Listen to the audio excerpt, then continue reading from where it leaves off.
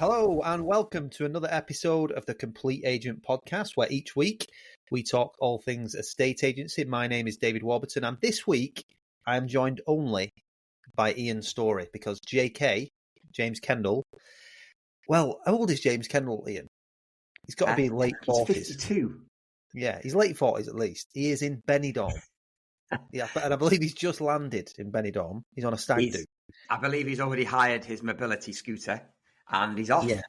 I think, did he say it's stag do or is it 40th or something? Yeah, whatever it is, I'm glad I'm not there. Yeah, absolutely. So I think he's just landed. And bless him, he did say he could come on the podcast, but we thought it best for everybody listening that he didn't. Because it was a very early start for him and he's terrible without any alcohol inside of his system. So yeah, after a 3-hour Jet 2 flight, load of Heineken is not the right recipe, is it? It's not at all. It would be a disaster. So, JK, when you're listening back, hope you've enjoyed your trip. But, you've got a lot to make up for next week. Okay, so, Ian, how's your week been? Oh, well, we were saying before we came on, I've had a bit of a roller coaster, really, of a sort of, I would say, 3 weeks now, really. We had an incredible 3-week week about 3 weeks ago where we tied up 9 sales, something like that. Yeah. Then these last couple of weeks, Phil has had a really good run, steady, few listings, few sales, perfect, really, that's great to see all going on without me being massively involved, which is very good because the brand is so powerful and he's very good in the living room. So that's good. But yeah, personally, just not really agreed much in terms of sales in the last couple of weeks. Had a good couple of listings, but this week in particular has been a bit of a rocky road. We our highest ever sale nearly fell. Well, it felt like it was going to fall through yesterday, but anyway, it hasn't done. But the money's coming from Switzerland, and the buyer is inheriting the money. This house is over 2 million. The buyer's inheriting the money and won't exchange until all the money's in the UK. Because obviously the exchange figure is 200 and something grand. Right. So they won't exchange till all the money's here. Completion was supposed to be tomorrow. It hasn't happened yet. The seller was packing his house up yesterday. So yesterday was not a good day. Me and Michelle, our sales progressive, were sort of on the phone at each other. We were ringing the buyer, ringing the seller. Anyway, it's all calmed down a bit, and I think it probably will happen next week. But yesterday, I was thinking, oh no, please don't fall through because it's a really good fee. And was there any inclination that it might? Say that again. There's no inclination that it might fall through. Well, the seller was on about pulling out. The seller was threatening to pull out yesterday. You know how they get. I know. They do. I know, but when it's a big chunk riding on it, Yeah. Anyway, I think it'll all be okay. We'll come on to all that in a bit more detail. But no, overall things are still good. The pipeline's still very good. We've got good listings and a good amount of sales. Overall, Dave, the picture is good. It's just been the usual roller coaster for me. Yeah. I'm going on holiday on Monday, so I'm looking forward to that. Oh, you going on holiday? Where are you off to this time? Majorca. Yeah, you're always on holiday. So let's not get into that. It's ridiculous.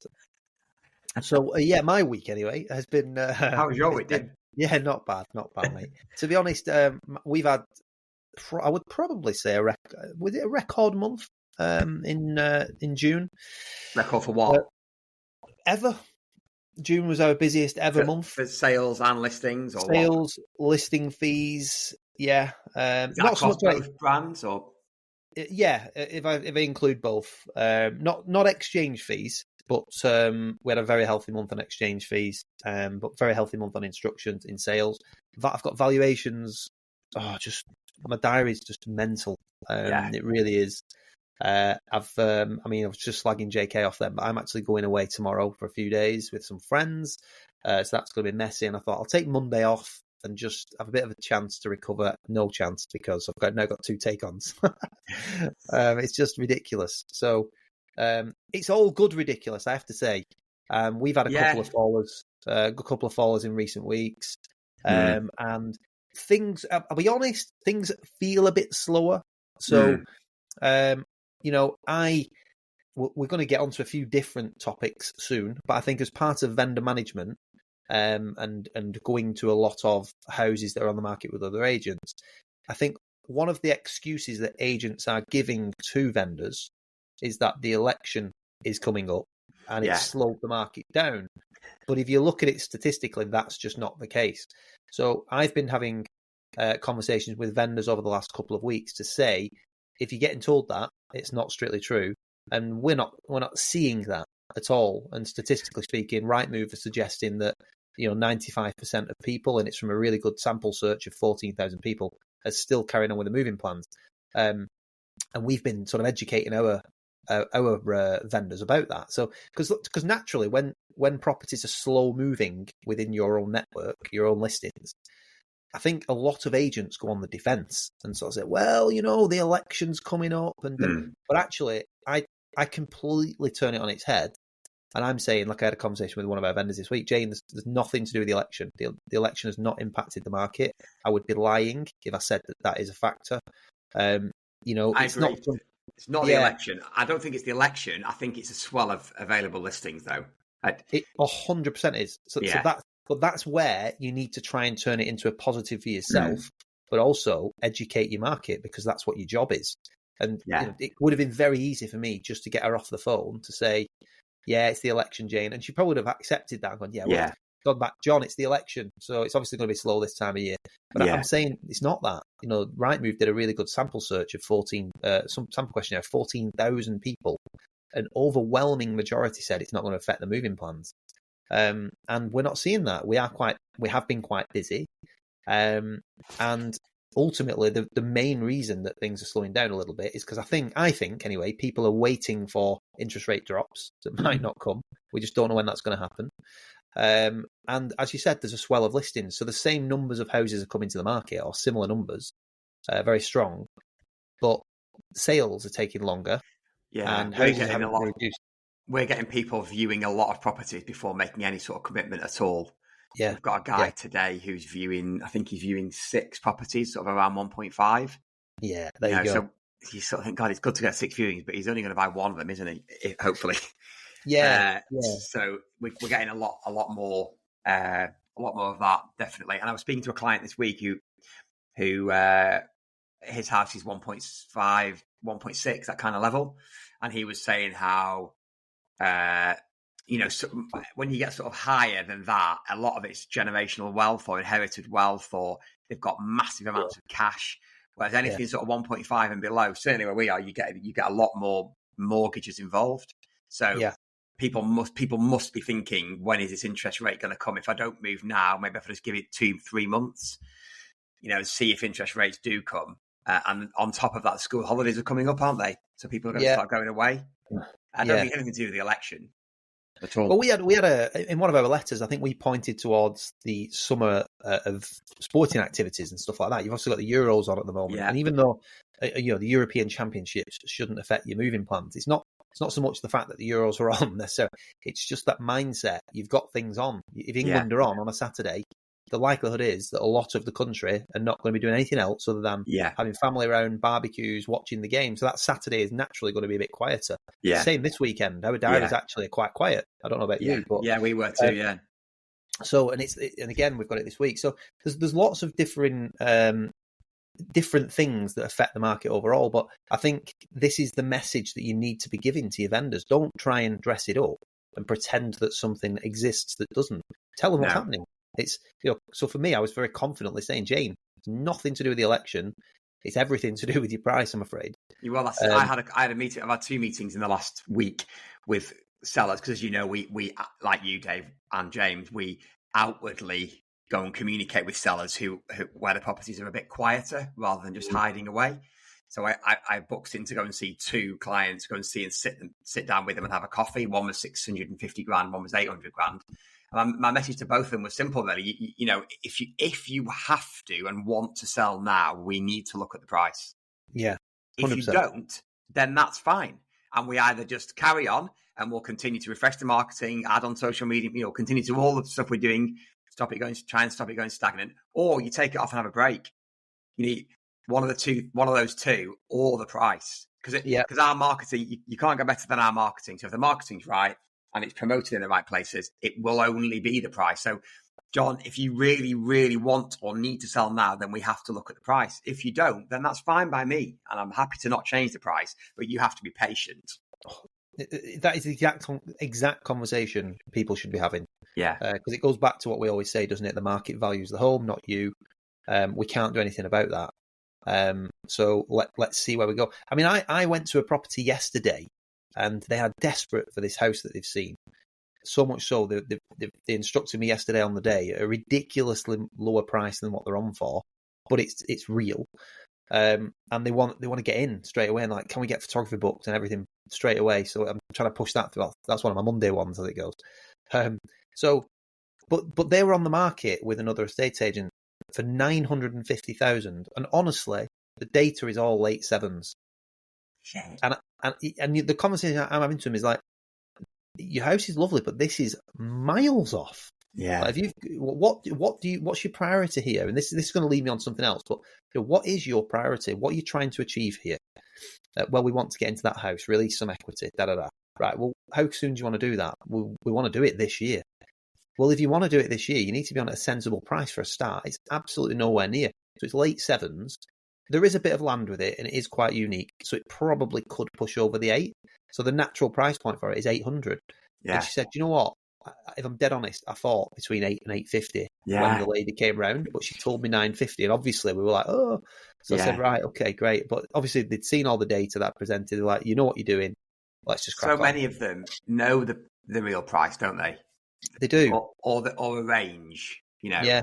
Generally, most of them know. I think some are deluded and time wasters, really, but a lot of them do genuinely have an idea of what it might be, the range it might be in, I think. Yeah, I agree. I find. There's a few things there, Ian, that I just like to unpack. There's a couple of things you said, and then just where we were going then. So I've had a few conversations doing some seller reviews this week. We've reduced quite a few houses that have now got lots of activity. And conversations that I'm having with people as well are they want a massive slice of cake and they want to eat it too. And they're looking at the picture in the wrong way, shape and form, particularly the ones that are buying and are looking to upsize and maybe move into either generational homes or their family home for the next 25, 30 years. And again, I think we're probably on the same page with this, but it's the types of conversations that you're having. So I've got a client who wants absolute top dollar for his. This is where he came to me saying, "Oh, Dave, I've put his house on the market before," and he's come to me and said, "Dave, I'm back. I'm your worst nightmare. I get it." And this is what he's like, because he'd been on the market before. It sold, and he pulled out twice, the vendor, because he kept losing out on houses and taking too long. And he came back to me this week and he said, "I promise you I won't mess you around, but we have seen the house that we really want. But I need my house on the market like now." So we had a conversation where I sort of checked where he was going with it, and it transpires that he wants absolute top dollar for his, and then he wants the house that is of his dreams for less. Yeah, of course. That everybody's interested in. So I was trying to explain to him, look, it's not just about what we get on yours; it's about the overall package. So great, if we can get you a discount on the onward purchase, fantastic. But if we're going to sell yours fast, and that's what you're telling me you want to do, usually it's the number that's going to do that. So you can't expect to have everything your own way. But look at it this way and asking the right question. Is this home your dream home? Yes. It's perfect for my family. We'll grow old in it. So we're going to be in it for the next 25, 30 years. Right. So you're telling me you want, like, say, 25 grand over probably what your house is worth, and you want to try and get theirs for 25 grand less. Is that what you're telling me? Yes. So, right. In 25, 30 years, is that 50 grand in the grand scheme of things going to be playing on your mind? Is it? That's the question. Exactly. And said, you know what? No. You can relate this really. You can relate this really well if you know how to get it across to people. That 20, 30, 40, 50 grand over X amount of years on a mortgage, if you can work out what that is per week on the mortgage, that's quite a good thing to do, isn't it? It's £7 a week, John, or whatever it is. Yeah. And our financial guy, Ryan, he sends us all of the graphs that he gets through for the the stock market is what I'm trying to get at, and how it always goes up over time. Yeah. And he sends them to me whenever he's got them, and he says, "You've got to show this to clients," he said, because there isn't anything to worry about over the long term. And no. If you look at the minute details, so when COVID hit, it went down. The Iraq War in 2001, it went down. All these massive events. But if you look at the linear graph, it always fine over time. So as long as you can get that across to people, and and if they're really bought into the property and they really, really want it, then hopefully you can show them, Yeah. And also, an extra £150, £200 a month. For a lot of people, that's a lot of money, don't get me wrong. But at the end of the market that we're operating in, when you put it to him, I said, can you put a value on that? Really? Is it going to really hurt you badly over the next 2 or 3 years? Because you could fix now, and the likelihood is that the interest rates are going to come down anyway. They probably are. And you can fix in at a new rate later on and get some of that back. He's a business owner. You'll always earn more money, this kind of thing. So it's all these different conversations. But ultimately, it's a case of understanding what it is they are trying to achieve. So like my clients from yesterday, they are desperate for this house, and they're on a massively overinflated price that is never going to happen. So have the honest conversation about that and talk about their circumstances. What is it that you're trying to achieve here? And then this other client was wanting utopia, that it just doesn't exist. It's not in this market. So you've got to be flexible, but prioritize what you're trying to do. So if it's your family home for the next 25, 30 years, come on, what are we talking about here? 25, 30, 40 grand? Is that really going to be on your mind in 30 years? We should never have paid an extra 30 grand for this house 25 years ago. It's just not. So he quickly got it. It was like a light bulb for him. And he's like, I get it, totally. And he went away and he offered on this other house in excess, and he didn't get it anyway. He didn't get it, but he's still selling, and he's now on the hunt for something else, and we'll help try and find him something else. But the whole point is you've got to be having these honest conversations with clients. Ian, 2 things that I just wanted to unpack that you said as you were doing your intro, which I thought was quite important without realising it. You said that you're very, very busy. We're putting a lot of instructions on. That's because the brand's good and feels good in the living room. And then you kind of moved on and said blah, blah, blah. And I think it's just such a great point to sort of just have a bit of a chat about, because we've always said, and it's what we promote with our members and things like that, doesn't matter how good the letter is that you send out to clients, because we send out great letters and we get amazing feedback from those. And this is the bulk. It's where the bulk of our mid to high end valuations come from, direct mail.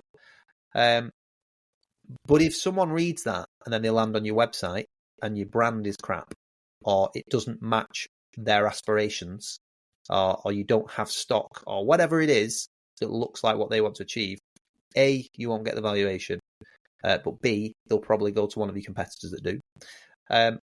And then the second part of that is, let's just say your brand does look good, but then you're no good in the living room. You're probably not going to win much. So I just thought there were 2 really good points that, we did the mini series that people hopefully will listen to, and if you've not, you can go all the way back, and it starts from how you look. But it's so important, isn't it? There's so much more to it. We have a conversation with members about branding and where to pitch yourself. There's some chat in the group this week again about logos and things like that. Bit of a debate on that, by the way, about logos. But my opinion on this is that your logo is extremely important. Yeah, your branding, as a bigger piece. Yeah, regardless. Yeah, doesn't matter what you think. You've got to think about what your target market thinks. Yeah, and you also I think you need to work with someone that knows what they're talking about to get that right. Yes. When we first started, we were Storey Estates, and then we changed it, and I'm so glad that we did, because I think the brand we've got now is really strong.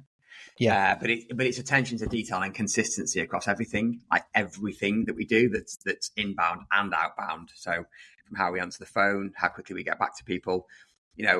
Do we have toilet rolls in bathrooms? I realise people laugh when I say that, but literally we have everything the same in every single house. And you become known for it. You definitely do become known for it. And you see other agents popping the odd one on here and there where they've gone to town. But do you know what I bet that normally is? I bet that's normally the seller who's gone to town on it before the agent turned up and photographed it. Yeah, of course. I've lost a couple where I've seen it gone with another agent, and I can tell that the seller's gone through my 16-step plan and just tried to copy exactly what I've said, which is fine, It's flattering, really. But because the agent doesn't do that on every single one, they don't have consistency across their brand. Yeah, absolutely. So the brand is vital, and then you'll get people. The word of mouth thing for us has been very, very important. So, for example, I went to one this week.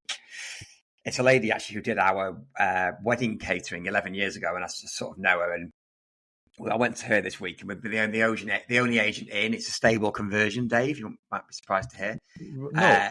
900 grand. Really, really nice house, lovely location, great village. And as I was sat there speaking to her, I didn't know this, but she's recommended us to 3 other people who have been to see. One's got a 900, one's got a 1.25, and the other one's got probably a 950. I didn't know she'd mentioned us to them. We'd already been to see them.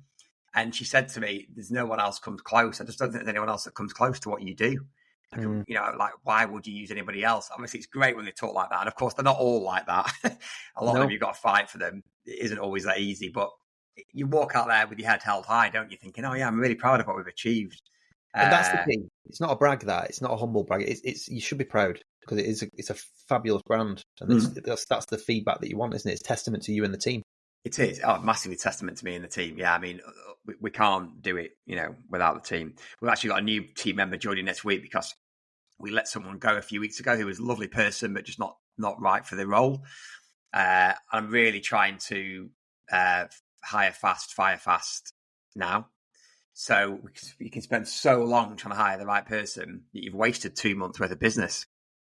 As long as they feel right for the role, we get them in. But then if they're not right, we cut it, because it's not right for them. It's not right for us. So we've got a new person starting on Tuesday next week who's got experience in the role, which I've not done many times before. But I think because we're growing quite quickly, we need someone that can just come in and hit the ground running straight away. So Meg starts next week full time. So I'm quite looking forward to that. But my point there is that I want to find out quite quickly if she's the right fit for the brand or not. And I think we'll know quite quickly. And I've also been educating the rest of the team that they need to come to me quickly if someone joins the team and isn't right.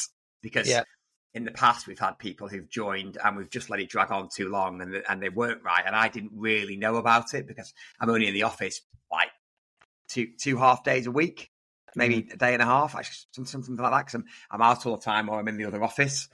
Yeah.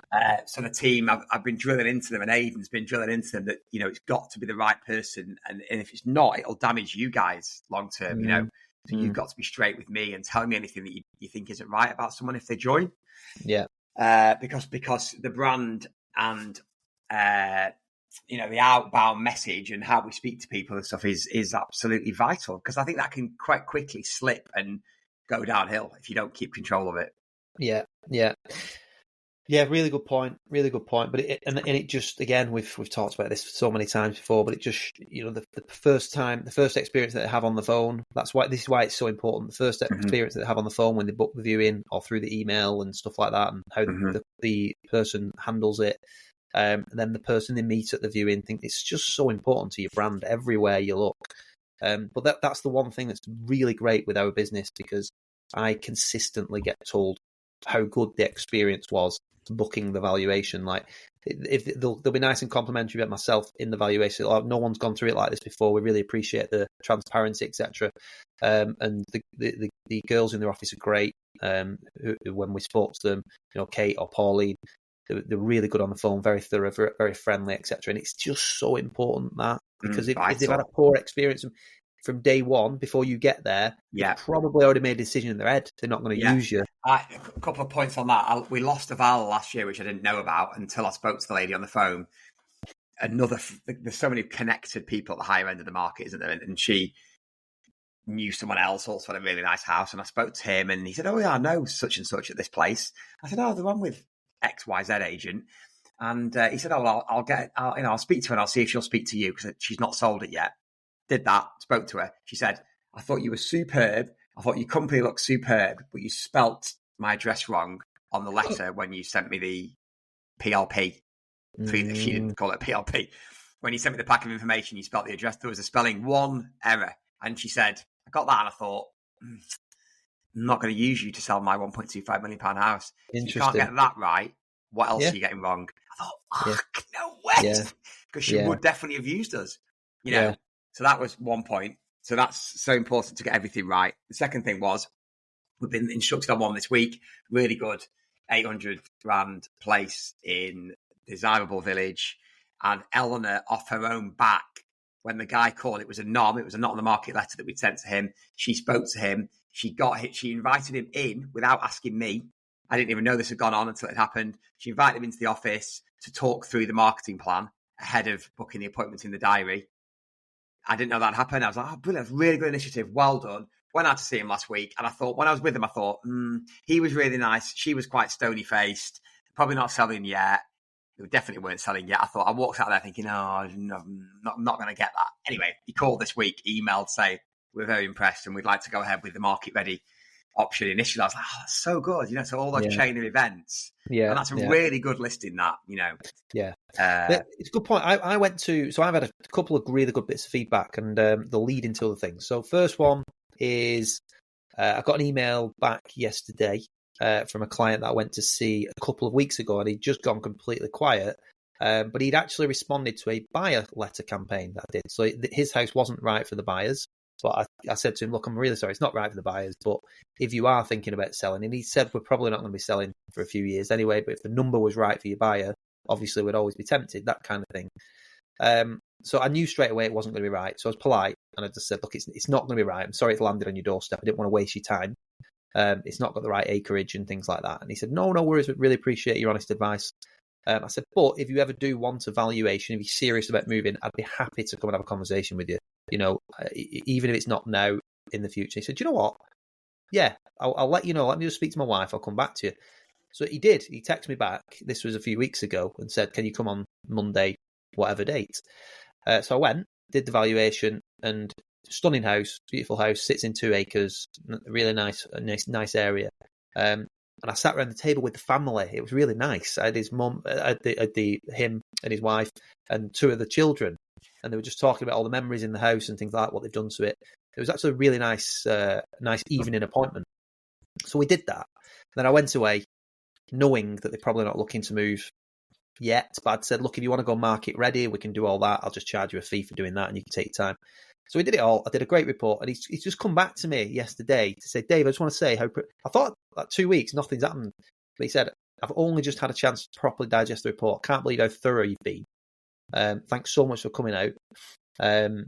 We are 100% using you. The decision is, do we go market ready now or do we do it next year? And it's me that's the hold up. My wife wants to do it now. Yeah. So so that's one where you just get out to them anyway. Don't always be looking for the next big thing, because that next year, if we are a bit quiet, I know he's going to ring me up. Yeah. Or he's going to go market ready this time. And the second one was, I think I've mentioned social media every week for the last few weeks, because it's so important, and we're getting just amazing results from it at the moment. I mean, the one yesterday that I've just been talking about, I've had to squeeze it in on Monday. They've basically seen the Facebook Lives that we do, and then the reels that go into all the local groups, and then the cinematic videos that we produce. Because we have like I've said to you many times, everybody listening, we have a specific pre-launch strategy that we follow every single time in every house. And I'm really starting to feel the benefits of doing it. I've always done a form of pre-launch, which might be a little bit sporadic and putting things in groups. But now I've got a very methodical pre-launch. It's the same every time I do it. It's become a system, and I'm really reaping the rewards of that. So like this one yesterday, she said, I'd seen your Facebook Live on your house on Holcombe Brook, and then I'd seen you released some of the pictures. I've seen the reel. Your video's amazing. And then we were at a dinner party on Saturday with 2 friends, and we were talking about your this is what they've been telling Kate. We were talking about your company. Because I've been trying to sell with another agent, and my friend's thinking of selling. So I went out to a friend's house. So these 2 people have both seen it, all the social media stuff, had me out. One of them's 2 million and one of them's 800,000. So 2.8 million from social media pre-launch. Yeah, brilliant. And it's happening more and more. So every time I go into a valuation, now obviously, where have you seen us, blah, blah, blah, who recommended us, that usual question. And I'm getting a lot of people now saying, I've seen your stuff on social media, it's great. Yeah, and also with that, you don't know that they're talking about you, do you? Until they do. Like the amount of people, I went to one yesterday, it was one of the ones where it's not sold, and I just want to keep in touch with her. And she was saying, oh, that's God, you must be so busy. I've seen all your boards, and I was speaking to this friend. It was another one where they've recommended us to two others, both like 1.5 million quid. They're all so connected at that end. I love it. Yeah, it is. She was saying, oh, I've seen you do this, I've seen you do that. And you just don't know what people are watching before they make the call to you. We, as you know, we do a similar pre-launch to you, and I had really good results for it last week. Got a lovely little small equestrian place coming on, 800, really nice. We had it all professionally staged inside. It looks mint going on today. And I had three, maybe four people message. It's not even on the market yet. They saw the reel, they saw the live. So you tell that to the client before it goes on. They're amazed, you know. Yeah. And it's good, like I said to you, I think last week or the week before, it's good for price feedback. Yeah. There's one that we've just pitched, and it went on. It's at the lower end, but it's a stunning house at 450, and that is right at the top end for this house. It's not a house I'd normally take on the higher end brand, but the finish is ridiculous. Like it's a proper Natuzia, furniture everywhere, really high end, double extension, amazing garden, all that sort of stuff. But 450 for this house in this street is proper high end, and they knew that. But we put the pre-launch out there, and it's had nearly 400,000 views of the reel. Loads of people have been messaging me, how much is that? That's the key, by the way, to anybody listening, never put the price on the pre-launch.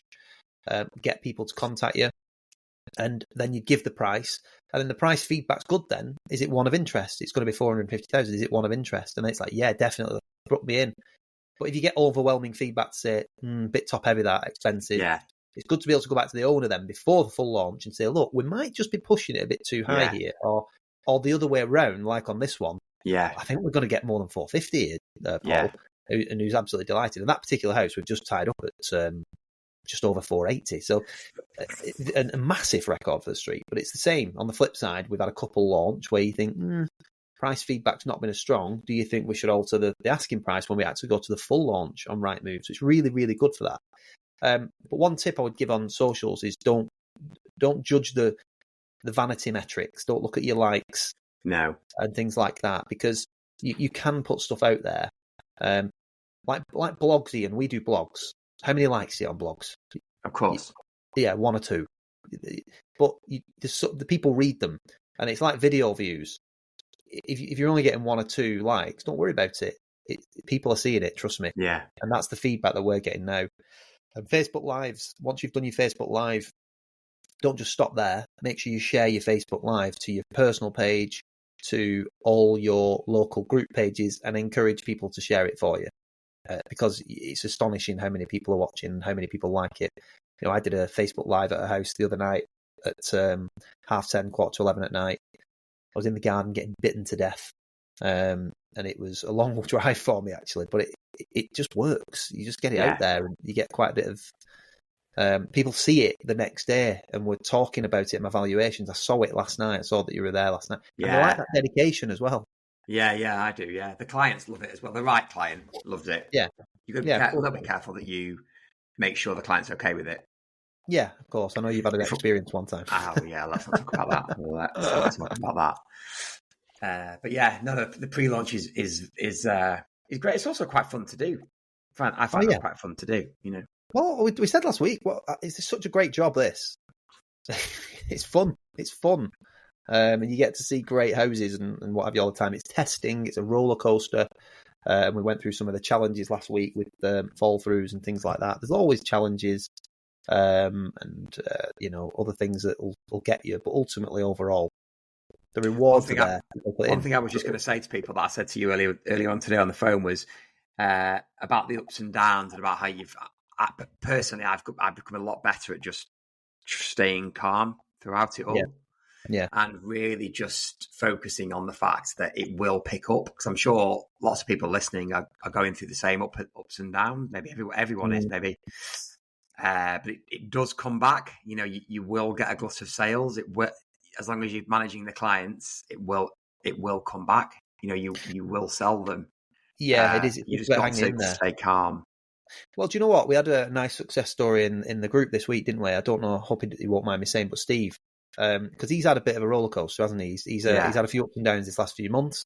He's consistently sent the noms. He's getting some brilliant valuations. He does all his socials. He's absolutely brilliant, consistent in what he does.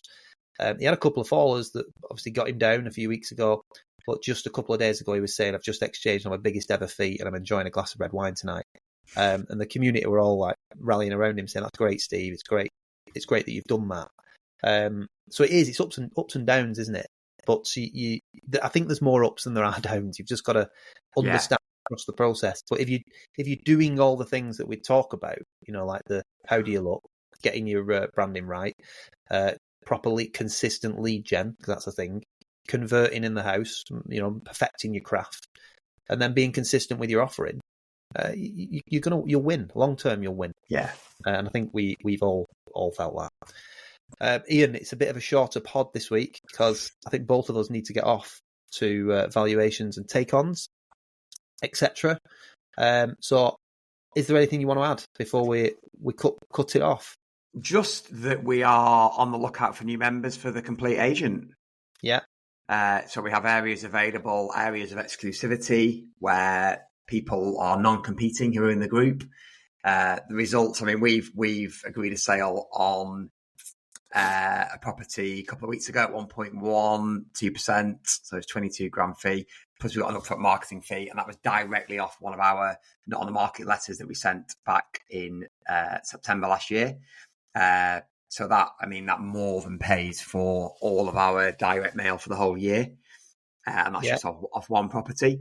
So there's that we offer, which I think is invaluable, but it's also the community like you've just touched on. So it's the support, it's the monthly Zooms. The next one's coming around quite quickly, isn't it?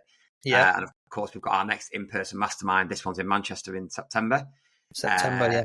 So we are looking for new people. Get in touch with either of the three of us and we can talk you through how it works and how we can add massive value to your agency. Yeah, exactly. If you're looking to get into the mid-tier end homes, command higher fees, they are, I suppose it is a humble brag in a way, but it's just about what is possible. And we've all come from lower fixed fees to these higher end fees. And it's such a better place to be. You can have your quieter months and still be record months to a lot of other agents. That's how it can be when you're at the mid to higher end. Those two examples I was talking about before, the ones that were chatting about us in the living room on a Saturday night, that wouldn't have been there for me 2-3 years ago, and that is going to be worth close to 40 grand to our company. So yeah, amazing. 2 sales. So it's not a brag. It's possible. It's achievable for anyone. A little bit of a brag, and I don't think there's anything really wrong with that because I think we are unique in the industry, really, because it's the three of us and where we've come from. So I think it is a bit of a brag, and I think we can really help. A humble one, because I want it for other people as well. It's achievable, is what I'm thinking. You can massively improve things if you want to. And, I mean, look at Penny and Lou this week. Our agents, are they Salisbury? I think. Yeah. I mean, Penny's done her first video this week. Brilliant. She wouldn't have done that if she'd not been part of the Complete Agent. And we really encouraged her and helped, didn't we? And she's buzzing about doing it. Yeah, she is. It's amazing. Shout out as well, by the way. I want to give a shout out to Scott Tyler Henderson. So Scott put a post on the group. He's recently moved from an agency, set up on his own about a month ago, 6 weeks ago, I think he said. And he put out his first video. I think it was his first video. Apologies if it's not, Scott, but he shared it on the Complete Agent group. And he put himself out there to say, this is my video. Please tell me what you think. Honest feedback. And I just thought, Scott, that's amazing. He's putting it out there for hundreds of people to see. Good. Yeah, and he's just like, tear me apart if you want. And he specifically asked for a bit of feedback and criticism if necessary. And I just thought, do you know what?